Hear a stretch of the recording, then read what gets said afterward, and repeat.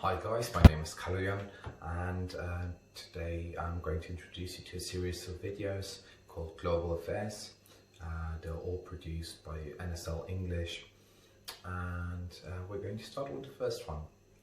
So the first topic that we're going to discuss is the Home Office and the future of work. It's quite interesting, how this COVID situation has actually normalized working from home. Only a couple of years ago, I was actually talking about this with my grandparents, and it was very interesting because I was telling them, I was working as a freelancer. I was like, oh, I'm working from home, I'm doing this and that, and they couldn't understand it at all. If I was going to the office from a 9 to 5, they just couldn't comprehend how I'm going to make money, how I'm being monitored or whatever. It didn't make any sense to them. But a year later, and there's COVID, and suddenly it's quite normal. It's not only me; it's like 75% of people are currently working from home, and it starts to make sense to them, which is.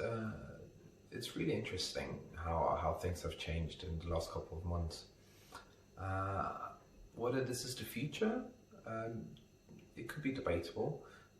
It is interesting, however, how countries have coped with it. After all, yes, we did have people working from home before, but never on such a global scale, and never were countries actually and their economies dependent on people being able to complete their jobs to sufficient standard from home.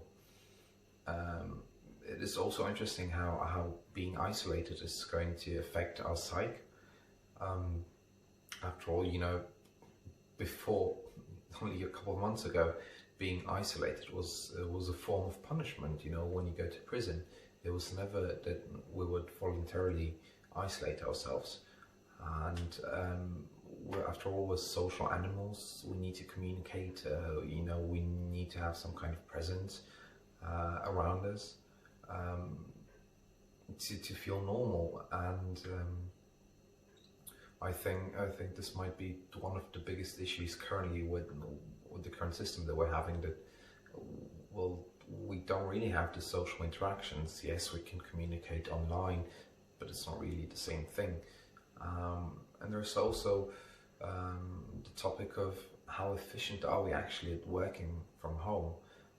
Because I can tell you myself, for example, I'm sure some of you can confirm it, that there's too many distractions at home, whether it be kids running around, or you have any pets, or you need to clean the house. Maybe you just remembered, because before you didn't have time. Before you would go to the office 9 to 5, come back home, and it's either too late, or you're tired, or you just leave it for the weekend. But right now you're at home. I mean, what's the problem? You can go and fix something quickly, or you can watch a movie, or I don't know, put it on the news.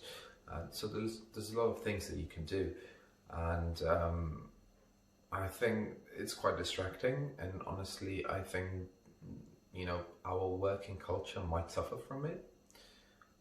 It'll be interesting in the future if we can actually introduce some kind of hybrid working schedule. For example, I don't know, working a couple of days from home and then you can go to the office, or if we can scale down offices as a whole, actually, because I don't think that it is necessary for everyone to be in the office. After all, most of the work that we do, we can do online. But we still need, as I said, the social interaction. So I think that if we introduce some kind of hybrid way, where you would probably perhaps have an open office, open space, and then people can just pop in and out of the office. And I don't know, you go to the office, for example, for a couple of days, but you don't really have, your own desk or anything. I would use it today, and then you guys might use it tomorrow. We'll still have the social interaction, but then again, we'll still have the freedom to be at home and to do some of the things.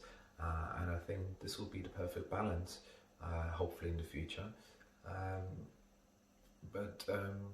Yeah, I guess we'll have to see how we do. Thank you for this first video, guys, and for your attention.